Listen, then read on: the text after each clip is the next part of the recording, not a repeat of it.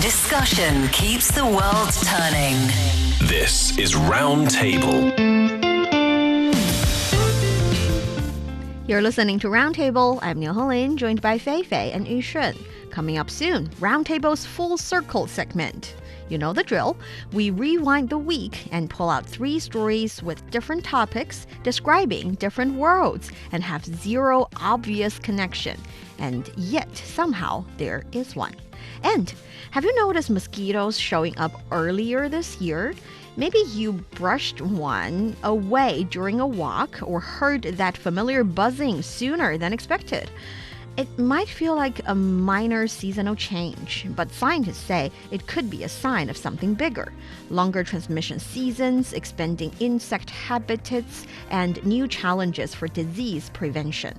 Should we be alerted by the premature buzzing? But before talking about that, Roundtable's Full Circle. 3 stories, 1 connection. This is the Full Circle. Welcome to the Full Circle. So, who are picking the 3 stories and finding out that thread linking them together? That will be me Ooh, today Fei Fei's for this time. week. It's been a challenge this week for the 3 stories. First of all, on Monday we talked about the overwork culture in China in a show called Why Can't China Stop Working Overtime? The idea is that we see a new stats showing the average weekly working time for employees in enterprises was 48.5 in 2025. That is far more than what the labor law put the cap on at, I think, 40 hours a week. And of course, when it comes to extensive overtime at workplace, it comes a lot of risks when it comes to your health or your mental health. And also, it can have spillover effects on your family and your leisure time and all that. And now I think on that discussion, we talked about how to stop that. Why can't we stop that? Hopefully we got some progress. Wow, Monday. Why can't China stop working? This sounds really depressing, but I think it is also a good time for us to actually remind ourselves. We also need to maybe put the pause button for a little bit. Or find a way to change the trend. We talked about it. It's sometimes related to company culture. When everybody works overtime, you work overtime. It's kind of like you cannot stop it with your own ability. It needs a collective awareness, pushback. So it's been on the way. And then second, on Tuesday, we had a story called The Voluntary Trap. It's about involuntary jobs at schools are turning into a burden. As a parent, you've just finished a full day of work, but instead of going home, you now need to stand outside of your child's school in the cold, wearing a vest, trying to manage the traffic. No, I assume I would be the only one who could face this issue right now in this studio. Right now. Right? Yeah. Sometimes it can be a burden when a teacher calls you up and asks you, can you come for this kind of voluntary job, and you worry about saying no would leave not a good impression from the teacher, and that may translate into something else for your children. I feel that they're probably the threat. Are we getting that? Don't reveal that. Don't reveal that.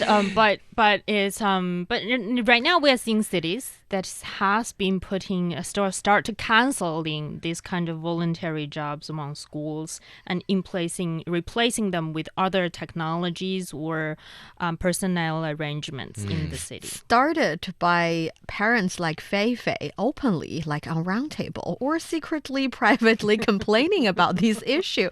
Because there are things that you can say no to directly and immediately, but there are things that you want to say no to the moment you get the question, you get the invitation, you get the request, yet you can't.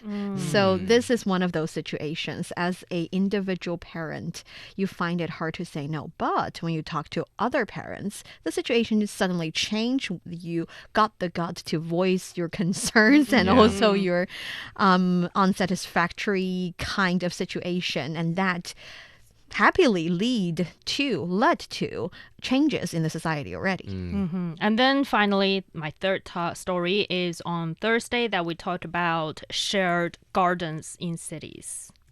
From shared vegetable plots in cities to adopt a chicken programs where you can manage on your phone, agriculture is being moved onto the cloud. You can farm remotely, digitally, and on your own terms. Wow, then I'm lost. I feel that there is a threat, but Fei Fei said that it has been a challenge this week, but I think the full circle has always been a challenge to Of find the course, the thread. mental gymnastics we play.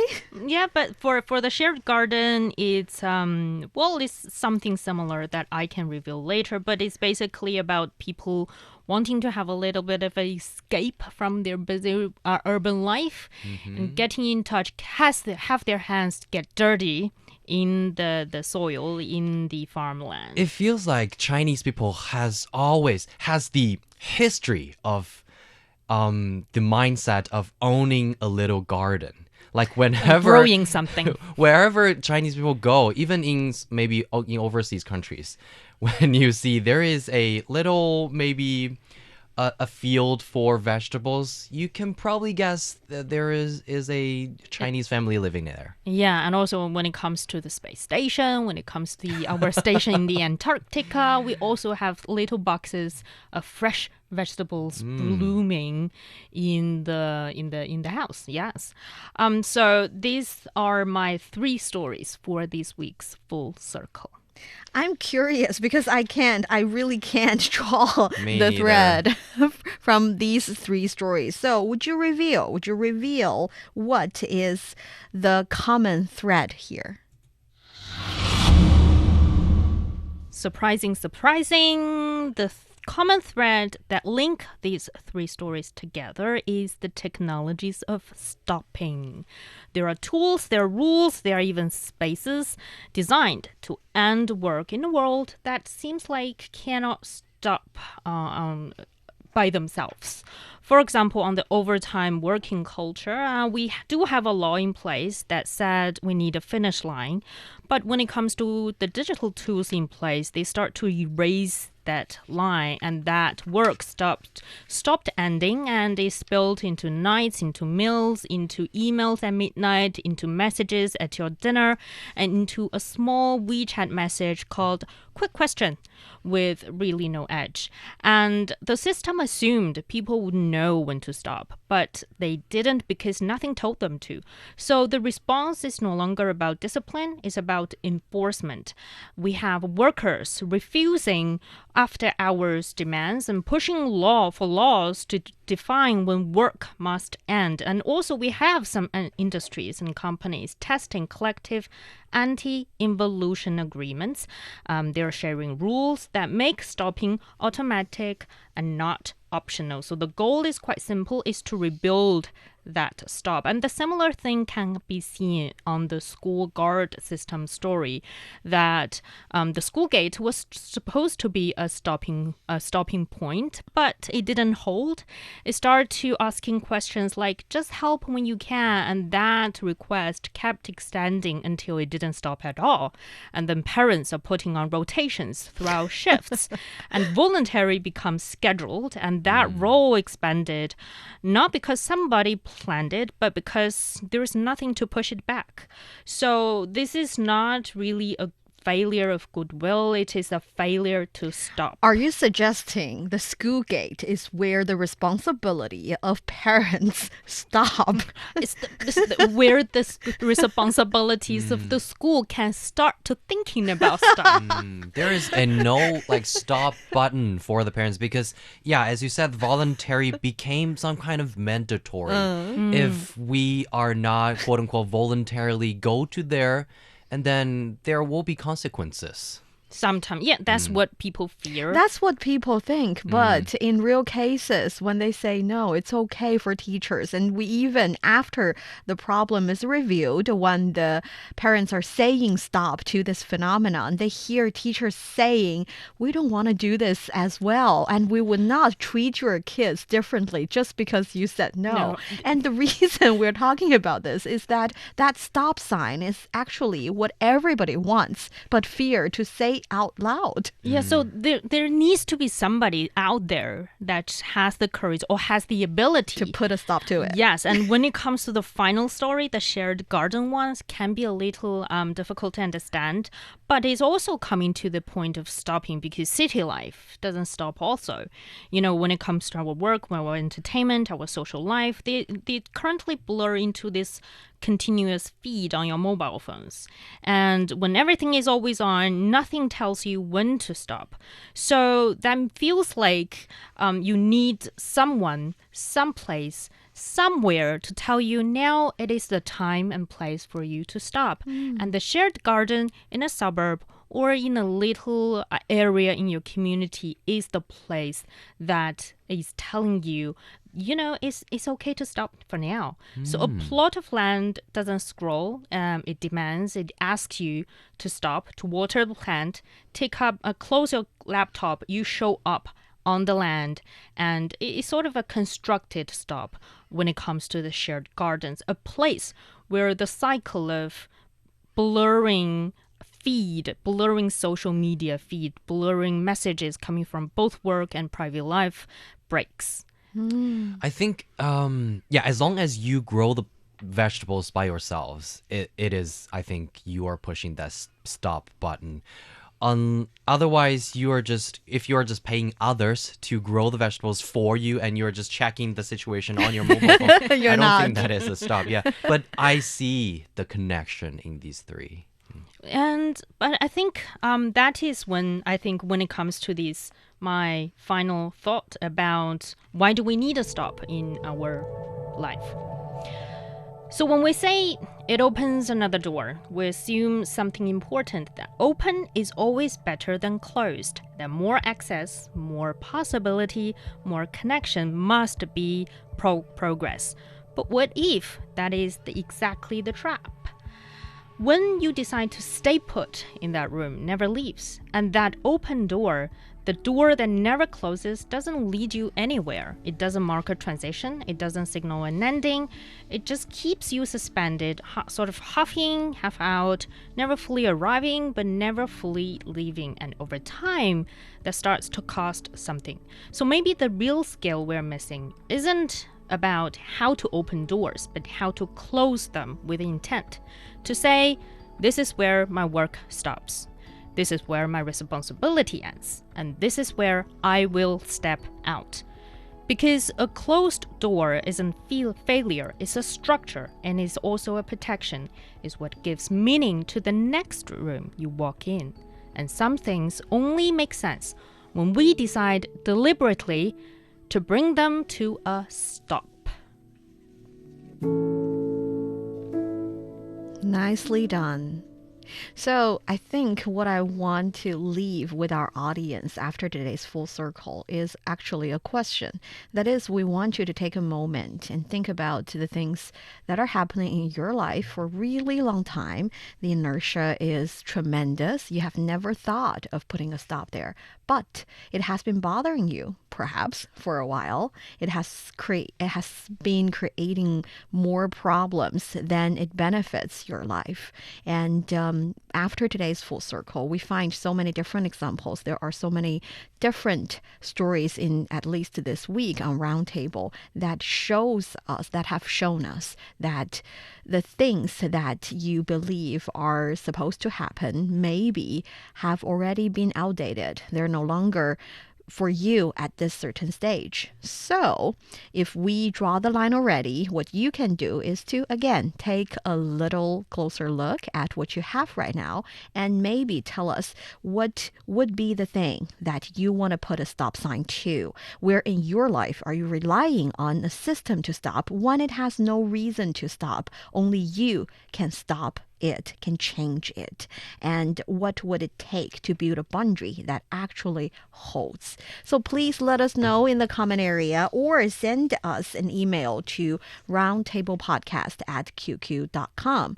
You're listening to Roundtable. Coming up next, are mosquitoes arriving earlier? Stay tuned. Looking for passion? How about fiery debate? Want to hear about current events in China from different perspectives? Then tune in to Roundtable, where East meets West and understanding is the goal. You're listening to Roundtable with me, Fei Fei, and Yushun. It's early spring. The weather finally turns warm enough to open the window. You hear the quiet buzz near your ear, and suddenly that familiar instinct kicks in. Swat! But then comes the second thought.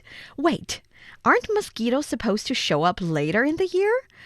Across many regions, people are also asking a more serious question. If mosquito season is starting earlier, could it be an early signal of shifting climates and changing disease risks? So before we talk about the whole scenario, I have to ask for your personal feeling. Do you feel like you're seeing mosquitoes earlier? Or to be more precise, when did you first notice a mosquito this year? I already encountered mosquitoes. Yeah, me too. At home. A couple of weeks ago. Really? Yes. When I listened to something when I was sleeping, and then it started having that. I thought it was, good one, by my the way. audio. But I took out my headphone. Wow, it's there. It's right in front of me. It's very annoying. But do you think it's suggesting something earlier before preparing for the show? Because I didn't. I just thought it was, climate change, getting warmer earlier, good central heating system in place, something like that. Okay. Yeah, that's my first reaction. I thought the central heating is the reason why mosquitoes can survive this winter and pop up early in the spring, even before the summer arrives. But apparently, climate change is one reason. But another thing is, actually, I did a report, I think last year, is about the spreading of dengue fever and chikungunya, also fever. They're both transmitted through mosquitoes, certain types of mosquitoes in particular.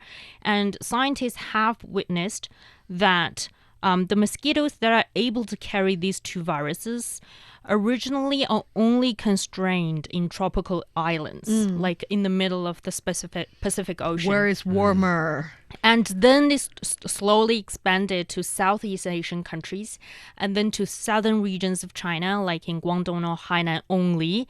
But now I think scientists that was last year. Scientists started to spotting these kind of mosquitoes even in central China. That was in 2025. And the thing is that the internet comments are not only saying that they are coming earlier, they're saying that the mosquitoes are coming even stronger. They said there's a phrase for them. They're getting epic buffs. They think that they're getting stronger than before. Awful. Yeah, because I think we are seeing that a lot of these mosquitoes are carrying some of these diseases, and it is happening worldwide. And then people are worrying that would that bring these diseases to us, since we have more chances of getting bitten by the mosquitoes. Besides what we've talked about, what are some other things that we must notice about this year's early mosquito, especially for individuals when we're at home? Is there anything we can do to combat the already rising risks? Well, first of all, I think I do have some recommendations coming from China's National Health Commission. First of all is, of course, cover yourself up. Just don't think mosquito bites don't matter at all. But even when it comes to, having some water in your home, just remember to clean them out on a timely manner. Just don't keep a bucket full of water in your home all the time. That is where the mosquito can thrive. safe. Yeah. But when it comes to going outside, when, for example, entering grassy or wooded areas, you also need to cover yourself up with long sleeves and trousers, tuck the cuffs into your socks, and also apply insect repellent. This is very, very important, especially for people living in southern areas. I think they're more prone to this kind of particular type of mosquito called Aedes. That is sort of having these black and white straps on them, and they are able to carry a lot of viruses that can transmit this kind of diseases. And also, there are also other, recommendations or alerts coming from the commissions. For example, there are also viruses can be transmitted through ticks. So just keep in mind of checking your bodies, especially after returning to your home from outside environment. Check your bodies, your clothing, your pets for ticks.